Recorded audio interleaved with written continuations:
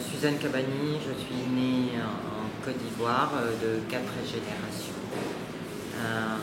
J'ai ouvert la marque Les Douceurs de Suzanne qui a été créée, qui a été préparée en 2003 et elle a été mise en place en 2006. J'ai accédé à mon titre de maître chocolatier de la Côte d'Ivoire le 19 novembre 2017.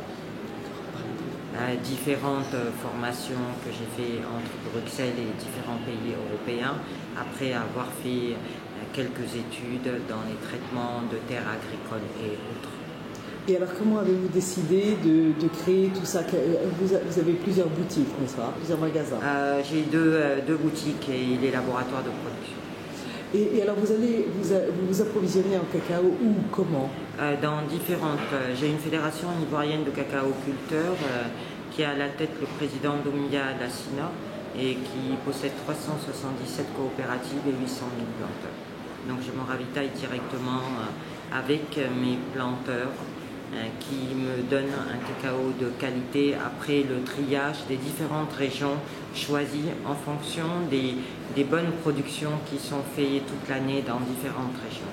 Mais la plupart du temps, je suis vers la région de Nawa et la région de Kokumbo. Et alors comment sélectionnez-vous votre cacao? Parce que c'est un cacao haut de gamme, donc comment le sélectionnez-vous? Je le sélectionne au niveau de son calibrage. Ça veut dire on trie fève par fève qui est triée directement. Ça veut dire il faut savoir que si tout le système du travail est établi à partir d'une fermentation dans des coffrages et après un séchage et un respect bien, il y a une différence entre le calibrage d'une fève et d'une autre. Tout ça est directement trié dans les champs par un travail que j'ai formé avec ça mes planteurs et ça arrive en différentes tailles dans le laboratoire chez moi pour être travaillé.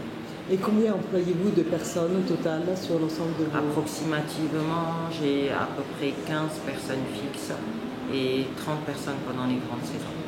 Et ces personnes ont été formées Toutes ces personnes, la plupart sont des femmes, elles viennent des plantations de cacao.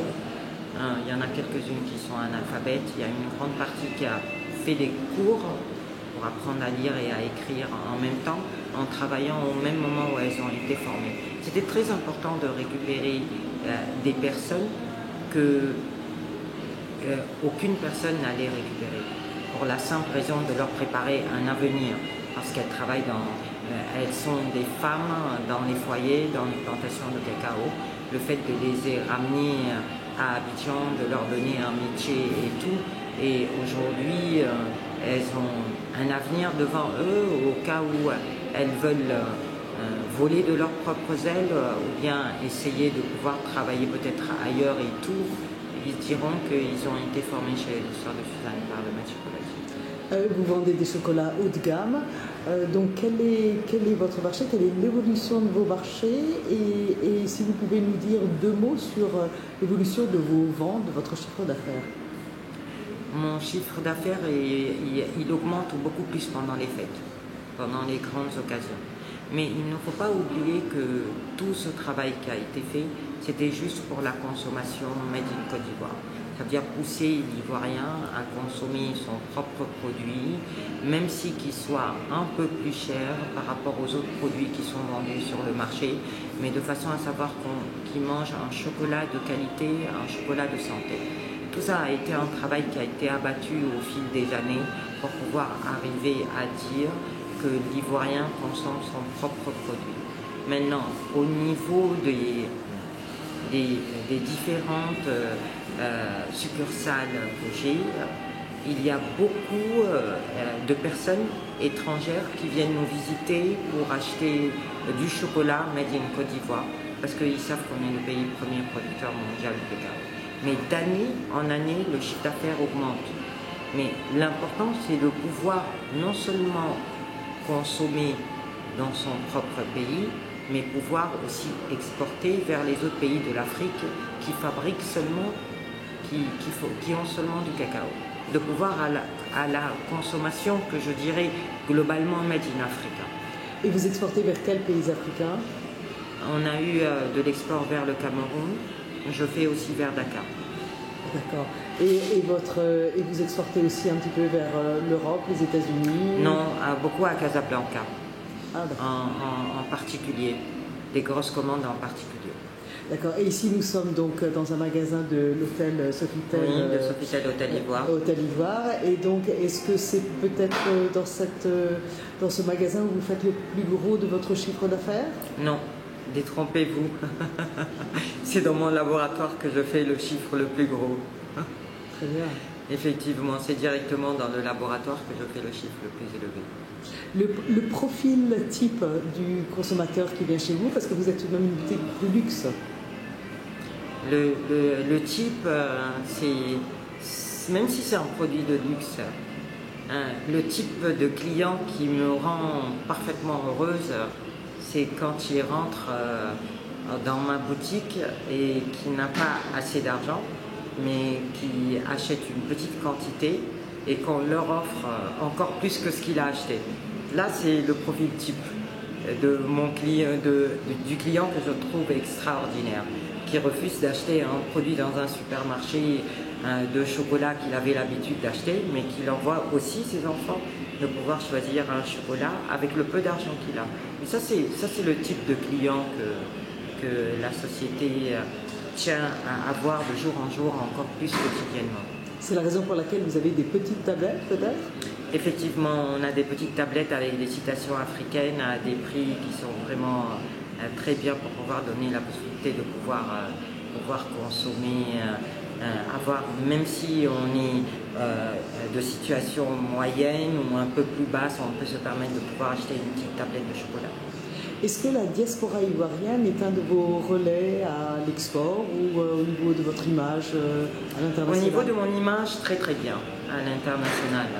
À l'export, non, mais la diaspora ivoirienne est très fière d'avoir ces produits, surtout aussi à Sofitel Hôtel Ivoire, parce qu'ils sont toujours de passage pour pouvoir récupérer des chocolats et en rentrant dans les autres pays, les offrir aux amis, aux collègues, aux personnes qui ne connaissent pas les produits des douceurs du Sud. Et il y a de plus en plus de chocolatiers qui s'installent en Côte d'Ivoire. Effectivement, oui.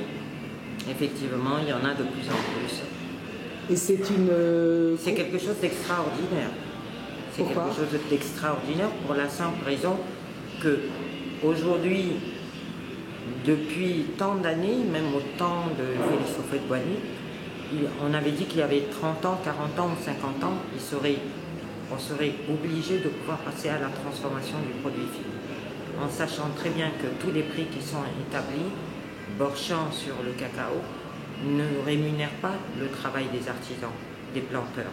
Alors donc le fait de pouvoir passer à la transformation pour avoir une valeur ajoutée et revendre, peut-être donnera un peu plus de force de pouvoir acheter les fèves de cacao à un prix qui, jusqu'à l'heure d'aujourd'hui, même après les réunions entre le Ghana et la Côte d'Ivoire, je trouve que le prix n'est pas aussi bien fixé pour rémunérer le travail des planteurs de cacao. Il est toujours aussi bas, à mes yeux, parfaitement, en sachant très bien que 50% de mes bénéfices sont reversés aux planteurs et aux producteurs de cacao de la Côte d'Ivoire, les 800 000 planteurs, à qui on traite bénévolement et on fait beaucoup de travail. Donc on est toujours proche au niveau du terrain. Donc on peut savoir quels sont les problèmes quotidiens qu'ils vivent et ce qu'ils subissent. C'est très important aussi pour notre travail à nous, mon travail à moi personnellement, pour pouvoir trouver des approches différentes, de pouvoir présenter une tablette de chocolat d'une région et de savoir comment est-ce que je vais la vendre et de quelle manière. Donc vous estimez que la réforme de la politique cacaoyère en cours... Elle est encore basse. Vous savez, il nous faut encore 10 ans pour récupérer tout ce qui a été perdu dans les terres des planteurs pendant toutes ces années qui sont passées. Donc il y a beaucoup, je pense que la sonnette d'alarme a été cette année allumée pour pouvoir mettre en place un système, parce que pour les 50 ans à venir, si on ne réagit pas ni au niveau de la vie de nos planteurs, ni au niveau des traitements des terres, ni au niveau du prix, le pays premier producteur mondial de cacao n'aura plus sa place. Vous êtes une actrice majeure sur la scène du cacao ivoirien, puisque toute la politique ivoirienne est tournée vers la valeur ajoutée dans la filière cacao.